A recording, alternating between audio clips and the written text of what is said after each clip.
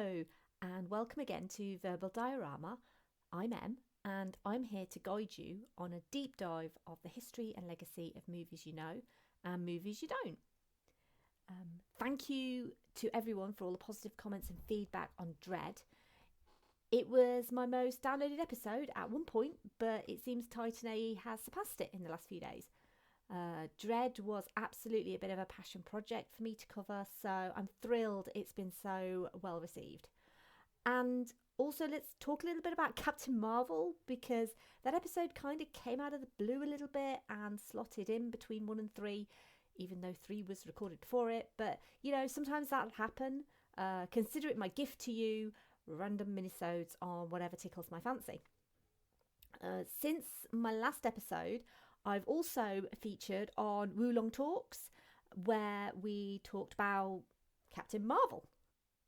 I actually put on Twitter, sort of came out and was honest about the fact that Captain Marvel is the first movie I've seen twice at the cinema since Chicago in 2002. So yeah, I love that movie a lot, and even more so on a second viewing.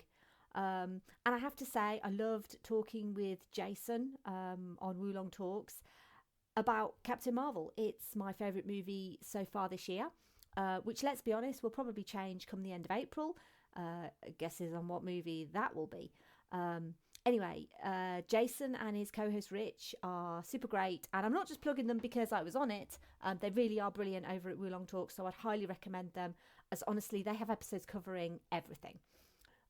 Speaking of guest appearances, I seem to have been super busy of late, booking in more guest slots.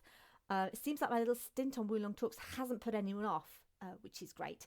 I previously mentioned I'm booked on Offscreen Babble, which is this month. And actually, Sade from Offscreen Babble is now coming onto this show in May to talk about a movie that she loved from last year. I'm also hopefully going to be featuring on another British podcast with the guys on Sorry You're in My Seat. I previously featured on their sports movies episode, as I wrote a piece on the greatest sports movie ever made, A League of Their Own. And I've been chatting with Sam from the show recently, and they have this vault where they'll put the greatest movies into, and it's like a collective agreement. Anyway, I tried to persuade Sam to get the other guys, James and Aaron, to agree to put Dread in their vault, but they said no. So my aim is to get any movie into their vault. So I'm going on their show to do that. They are tough cookies to crack, so I'm going in with the big guns, guys. Right. So welcome to episode 4.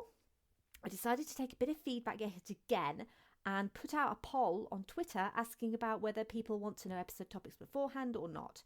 And overwhelmingly, people said they want to know. So some time ago, I announced this episode would be on Who Framed Roger Rabbit, and it's on Who Framed Roger Rabbit.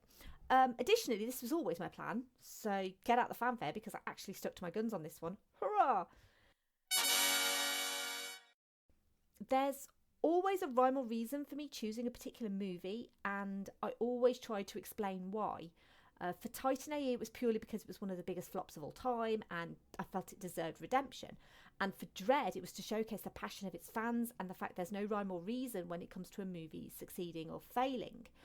Why did I pick Roger Rabbit? Well, it's because it's Roger Rabbit. It's one of the most beloved movies of my childhood, everyone's childhood pretty much, and I watched it all the time as a kid.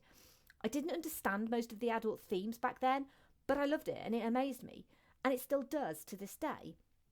We go to the movies to be taken to another place, a magical faraway land, and escape from our own realities.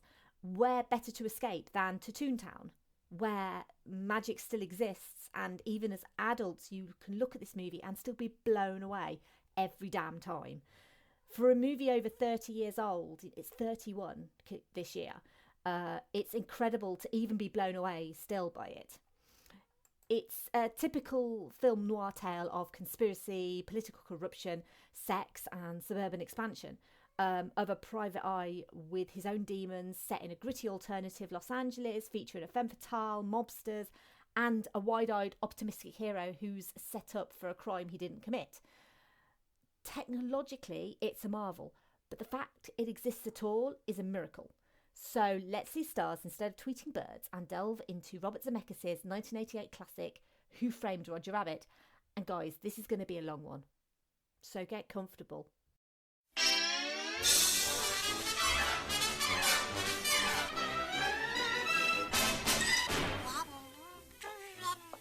Mommy's going to the beauty parlor, darling. But I'm leaving you with your favorite friend, Roger. He's going to take very, very good care of you.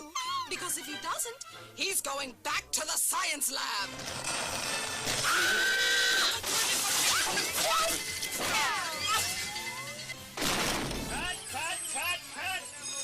What the hell was wrong with that take? Nothing with you, baby Herman. You were great. You were perfect. You were better than perfect. Just Roger. He keeps blowing his lines. Roger, what's this? A tweeting bird. Tweeting bird. Roger, read the script. Look what it says. It says rabbit gets clunked. Rabbit sees stars. Not birds. Stars! Can we lose the playback, please? Roger, you're killing me. Killing me. For crying out loud, Roger. How many times do we have to do this damn scene? Raoul, I'll be in my trailer. Taking a nap. Excuse me, Please, Raoul, I can give you stars. Just drop the refrigerator in my head one more time. Roger, I got on your head 23 times already. I can take it. Don't worry about me. I'm not worried about you. I'm worried about the refrigerator. This is the tale of an up-and-coming movie star named Roger Rabbit and a down-and-out private detective named Eddie Valiant. Ooga booga. Every moment they were together was a new adventure in trouble. Hide me, Eddie. Please. It's a motion picture about friendship, Take it easy, will ya? Please, Eddie. Don't tell me you're making a big mistake. love, compassion, All right, I'm sorry I yanked your ears. All the time you yanked my ears? murder, Marvin Acme. The rabbit cacked him last night. Remember, you never saw me. sex, I'd do anything for my husband, Mr. Valiant. Anything. and violence. Tunes gets him every time. You wouldn't have any idea where the rabbit might be? Got a thing for rabbits, huh? The whole thing stinks like yesterday's diapers. It's a comedy a little different from all the rest. I'm a pig! I'm a tune. I'm not bad. I'm just drawn that way. But tell me, Eddie, is that a rabbit in your pocket, or are you just happy to see me? Touchstone Pictures and Steven Spielberg present a Robert Zemeckis film. We tunes may act idiotic, but we're not stupid. Who Framed Roger Rabbit?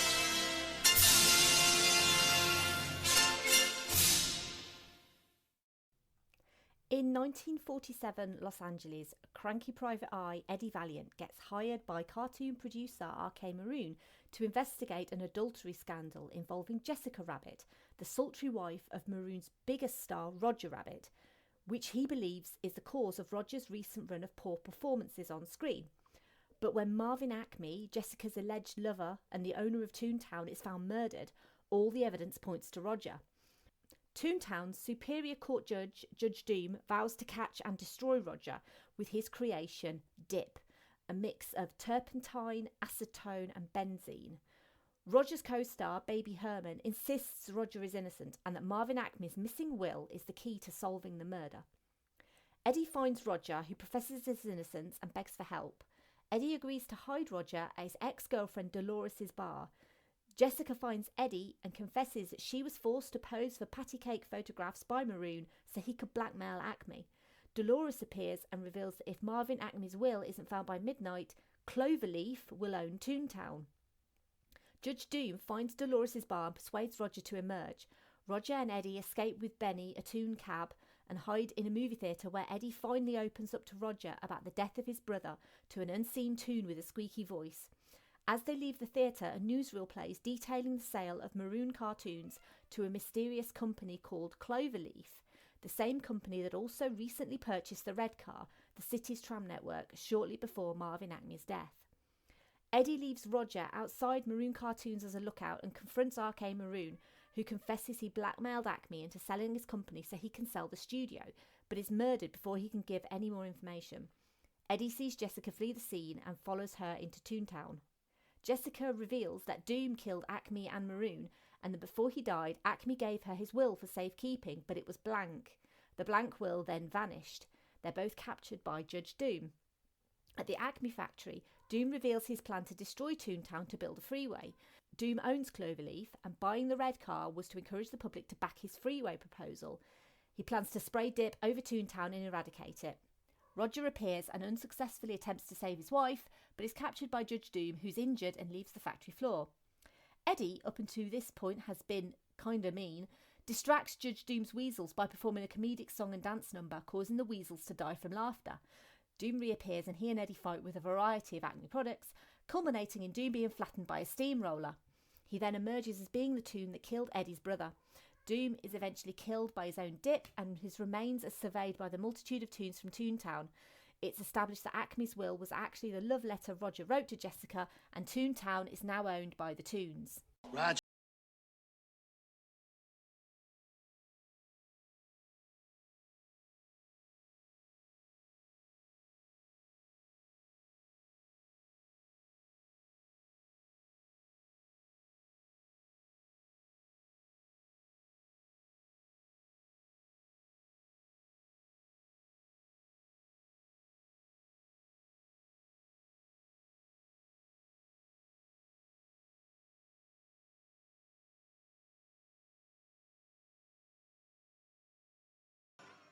The film stars Bob Hoskins as Eddie Valiant, an antisocial alcoholic PI with a hatred for Toons after the death of his brother, Charles Fleischer as Roger Rabbit, an A-list Toon who's framed for a crime he didn't commit, Christopher Lloyd as Judge Doom, the sinister and conniving judge of Toontown's district court, and Joanna Cassidy as Dolores, a waitress and on-off girlfriend of Eddie, who agrees to help him solve the case.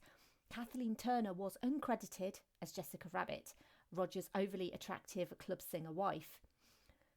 So let's talk a little, probably a lot actually, about the history of Who Framed Roger Rabbit. Walt Disney purchased the rights to the original novel Who Censored Roger Rabbit by Gary K. Wolfe, which was published in 1981. Walt Disney purchased the rights in the same year.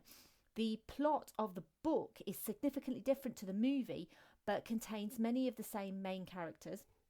The novel's tone is darker. It includes Roger's death and subsequently coming back to life as a doppelganger to solve his own murder. With regards to the actual movie itself, the studio brought in Steven Spielberg to executively produce through his production company Amblin Entertainment, alongside Frank Marshall and Kathleen Kennedy. I'm going to be mentioning Spielberg a lot on this episode, FYI. He had just worked with Robert Zemeckis on Back to the Future and wanted him to direct Roger Rabbit. At the time, Zemeckis was a young director. His first two films were critical and commercial flops. His third was Romancing the Stone, which was a surprise success in 1984. The success of Romancing the Stone gave him the scope and gravitas needed to secure his next chosen project, which was Back to the Future, obviously another massive success in 1985. Based on this history, Spielberg chose him for Roger Rabbit and Disney agreed. It was the collective clout that was the name and reputation of Steven Spielberg that got Roger Rabbit made. The production was long and complicated, both from a technological point of view and also in terms of the licensing of the individual characters that were owned by other companies. Think of it like this. It'd be like Marvel and DC bringing all their characters together for a movie where Batman goes to the pub with Iron Man and Wonder Woman grabs lunch with Captain Marvel. Crossovers happen in comic books all the time, but take it from me right here, this will never happen. The whole Marvel and DC thing, it will never happen ever. Not in a million months of Sundays. Marvel and DC would never do it. They'd never agree to it. It would cost too much money. Sure, it'd be the movie event of the millennium, but it just will never happen. This movie is the 1988 equivalent of that. There's less money at stake for sure, but the sheer volume of characters and the licensing rules this movie had to follow just to get them included, this movie is a miracle. Now that we have that settled, back to Spielberg, because he's really the MVP of this production. He negotiated with the studios for the rights to these classic animated characters. He dealt with Warner Brothers, Fleischer Studios, Felix the Cat Productions, Turner Entertainment and Universal Pictures. The agreement was to lend Roger Rabbit the characters at, get this, a mere $5,000 per character. Say what? $5,000 per character for the whole movie. No residuals, one-off, flat fee, purely based on Steven Spielberg's name and some goodwill. Spielberg is a guy who's in the media a fair bit at the moment on his comments about Netflix, but let's put this into perspective. He negotiated Bugs Bunny, Daffy Duck, Betty Boop, Porky Pig, everyone for $5,000 each. And not only that, he also negotiated the equal screen time the likes of Bugs Bunny and Daffy Duck would receive against Mickey Mouse and Donald Duck. Famously, the scenes featuring these characters showed equal screen time and equal numbers of lines. The fact that Spielberg not only achieved this, but he did it purely based on his powers of persuasion, meant he was rewarded handsomely. His contract gave him unprecedented creative control of the movie and a large percentage of the box office. But it wasn't just Spielberg who was dealing with the careful negotiations with the studios. Roger Rabbit went seriously over budget. The movie was originally greenlit for $29.9 million, which at the time was the most expensive animated film ever. During the production, the costs escalated up to $40 million, and Michael Eisner, Disney's then president, almost shut it down. It was Spielberg and the then head of animation at Disney, one Mr. Jeffrey Katzenberg, who were instrumental at calming Eisner down and assuring him that this new method of animation and the hybrid live action would save Disney's ailing animation department. You've got to remember, at this time, Disney animation was really struggling. The Little Mermaid, which came out the following year, is now seen as the start of Disney's Renaissance period, something I touched on in the Titan AE episode. But during the long, expensive, tiring production of Roger Rabbit, nerves were frayed. And filming lasted 7 months, with one additional month at Industrial Light and Magic, where the majority of the Toontown scenes were filmed against a blue screen. Bob Hoskins actually said that for many months after filming ended, he felt like he was seeing cartoon characters wherever he went. And he actually had a breakdown. An additional 14 months of post-production followed after that, where animators painstakingly rotoscoped all the live-action sequences. Not every scene in the movie shows a toon character, but the majority do, and each animation cell was meticulously drawn on. Additionally, each shot required 3 lighting layers to be optically printed onto the animation to add dimensionality. This gave the toons the same lighting as the live action, again adding to the idea that they existed in the same world. I've mentioned before my lament at the dying art of hand-drawn animation and the sheer skill, dedication and hard work these animators is just astonishing. The level of detail is phenomenal. They didn't have to add the lighting, they chose to make it look as real as possible. Some of the interactions between toons and humans can be a little sketchy. Scenes at the start with Roger and Raoul, the director of his cartoon with Baby Herman, for example, it's clear they have some sort of string pulling Raoul's jacket. However, if you compare this to the scenes where Jessica sings and interacts with Eddie and Marvin Acme, where she slides her hand under Eddie's jacket and pinches Acme's cheeks, there's genuine physical contact there, which can only be achieved from a stand-in actress. The scenes where Roger, cuffed to Eddie, hides out at his apartment and the Weasels pay a visit just pays homage to what a fantastic actor the late Bob Hoskins was. He makes you believe he's in a room hiding a cartoon rabbit whilst having a cartoon weasel pointing a gun at him. Overall, the actual look of the movie is somewhat incredible, even though it's 31 years old. So, I mentioned the source material is darker in tone. Well, the movie doesn't shy away from a similar tone either. There's dark elements, sexual innuendo, alcoholism, guns, violence, and probably the scariest villain you'll ever see in a Disney movie. A guy who'll happily dip an innocent cartoon shoe just to prove a point. And it was still PG rated. Maybe Spielberg persuaded the MPAA on that as well. I'm just speculating here. I posted on social media about Judge Doom, and it's safe to say that a lot of commenters had nightmares about him, including me. This is also where Spielberg's influence and control over the movie helped endlessly, because without him we might have had something a bit more watered down. Spielberg backed Zemeckis on keeping the adult themes of the movie, and they were both unwilling to change it. Again, something we would never see in the Disney movies of today. It's a movie that plays to both adult and child viewers. Children won't understand the plot. I didn't for a long time. It's interesting that on British TV, it's hardly ever shown. I can't remember the last time I saw it on TV here, which is odd when other Touchstone movies like Hocus Pocus and Splash seem to be on at least once a year. almost as if they're not really sure when to put it on or whether it's a movie for adults or for children. I don't know. I don't make the rules when it comes to TV schedules. Maybe it has been on and I've just not seen it. But it's certainly, if it was on TV, it's certainly something that I would look out for. Interesting fact, though, the movie's title is formed as a question, Who Framed Roger Rabbit? But with no question mark at the end. This is because apparently a question mark in the title of your movie is bad luck. Or they want to make a statement. I'm not sure. Anyway, Disney released it under the Touchstone Pictures brand, which also includes movies like Hocus Pocus, Splash, Three Men and a Baby, Pretty Woman, Sister Act. The list goes on and on. Who Framed Roger Rabbit opened in the US on June the 22nd, 1988 to $11.2 million and went on to make almost $330 million worldwide. It was the second highest grossing movie in 1988 after Rain Man. It ended up costing $70 million. And it was nominated for 6 Academy Awards and won 3. It also won a Special Achievement Award for animation direction and creation of the cartoon characters. Controversies over certain scenes in the movie have been well reported, such as frames where Jessica appears to be wearing no underwear as she's flung from Benny the Cab, something that's been rectified on newer releases of the movie so that she actually is shown wearing underwear. Additionally, scenes with baby Herman emerging from under a woman's skirt with drool on his lip have also been removed. Additionally, the movie doesn't hold up all that well for its racist undertones, especially when Eddie speaks to the gorilla bouncer and uses words that might be seen nowadays as racial slurs. Interestingly, it was one of the last American summer films that was held back for a UK Christmas release, something that also happened with Jaws, Star Wars, Ghostbusters and E.T. And I'd like to thank Jeff from At The Flicks podcast for that little tidbit of information.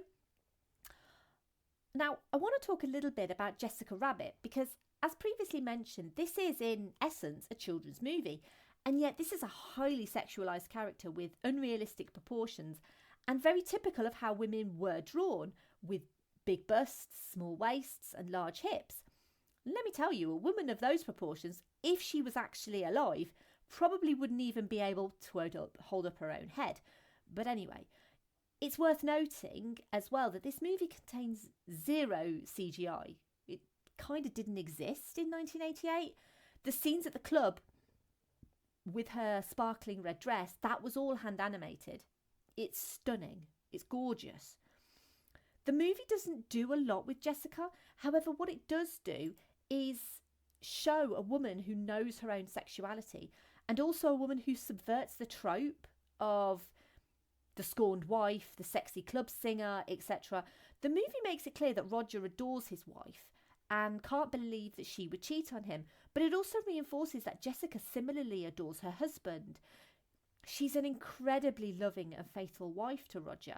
She mentions to Eddie she would do anything for her husband.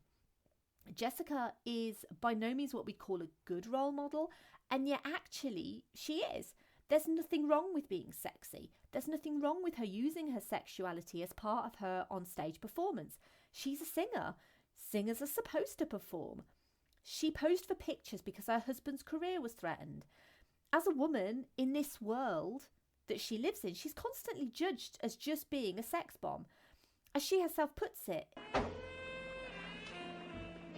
You've got the wrong idea about me, Mr. Valiant. I'm a pawn in this, just like Roger. Can you help me find him? Just name your price, and I'll pay it. Yeah, I bet you would.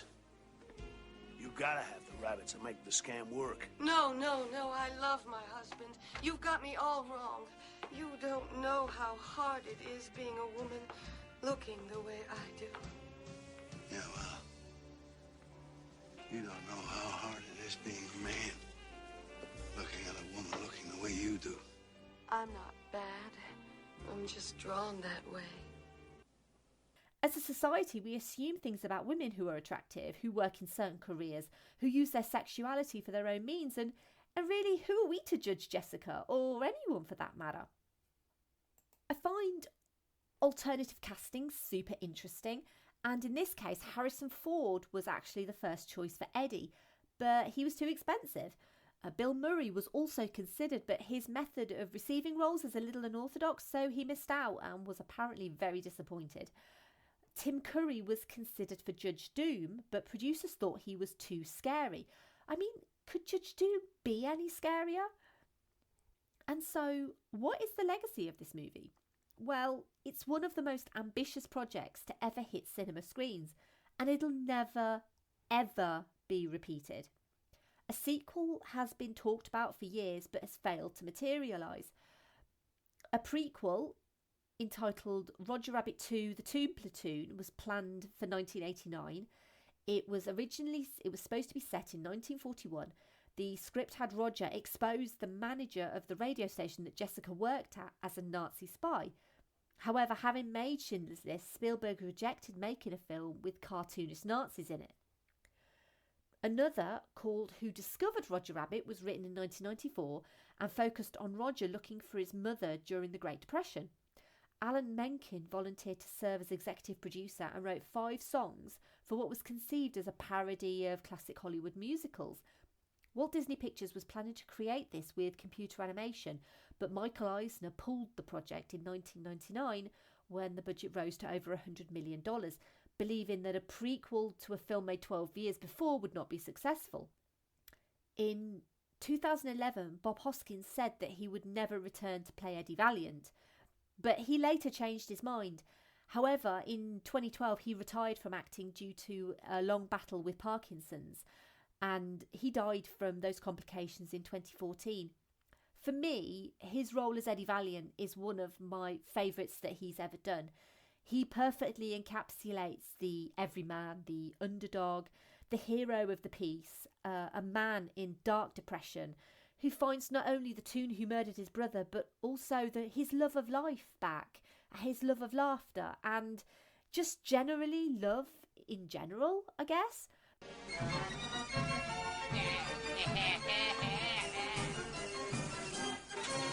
Now Roger is his name. Laughter is his game. Come on, you dope, untie his rope and watch him go insane.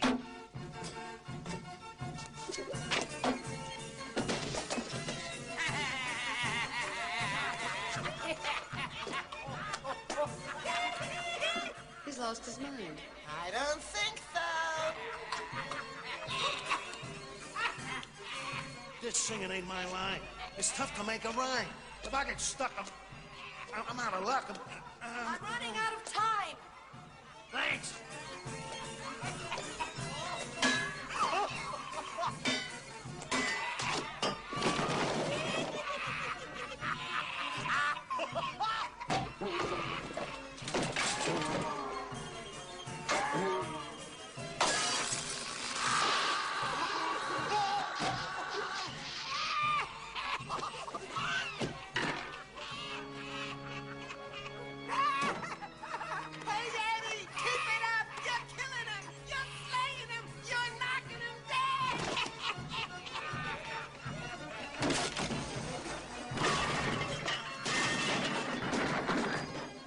Taking falls. I'm bouncing off the walls. Without that gun, I'd have some fun. I'd kick you in the... Nose!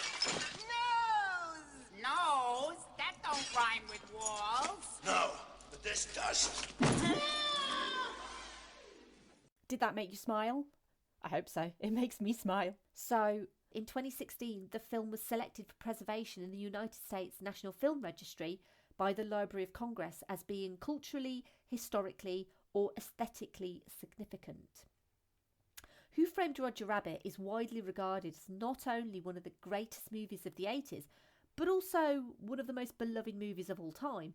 Its appeal spans generations, and its alternative period setting makes it timeless.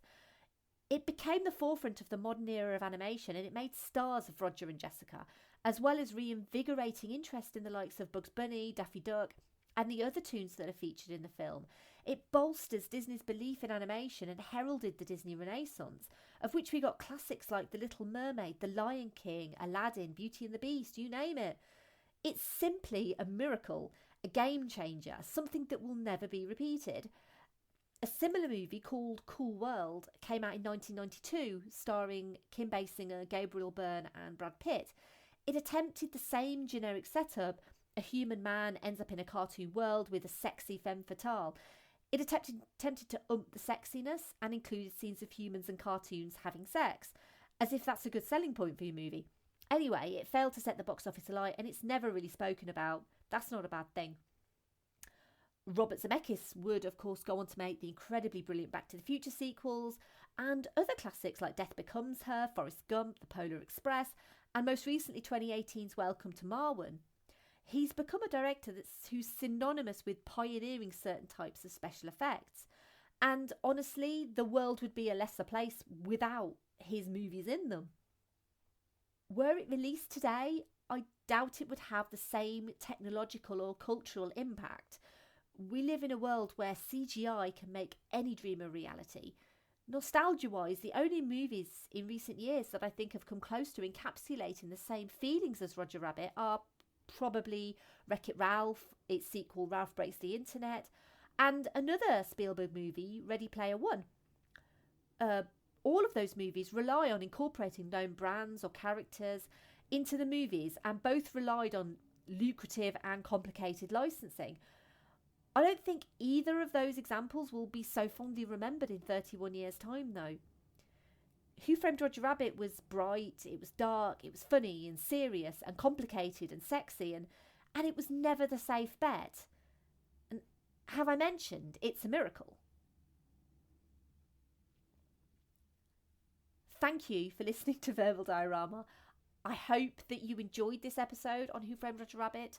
I hope that you've learned something new about Who Framed Roger Rabbit.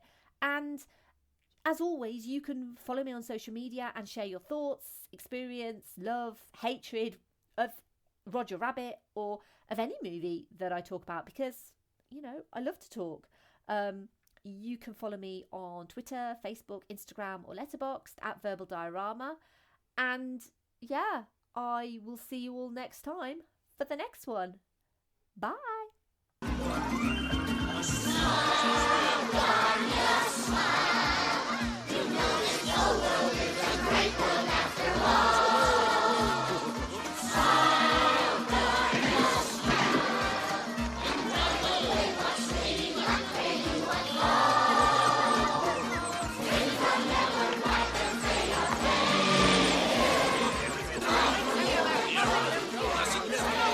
Okay, move along. There's nothing else to see. That's all, folks. I like the sound of that. That's all, folks.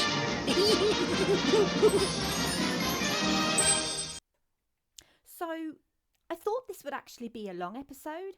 It turned out that it actually wasn't very long. I think in my head, I had a lot to say, and I had a lot of notes. And yeah, it turns out that it actually is about the same length as all the other ones. So, not quite sure what happened there. Anyway, thanks for listening. Bye.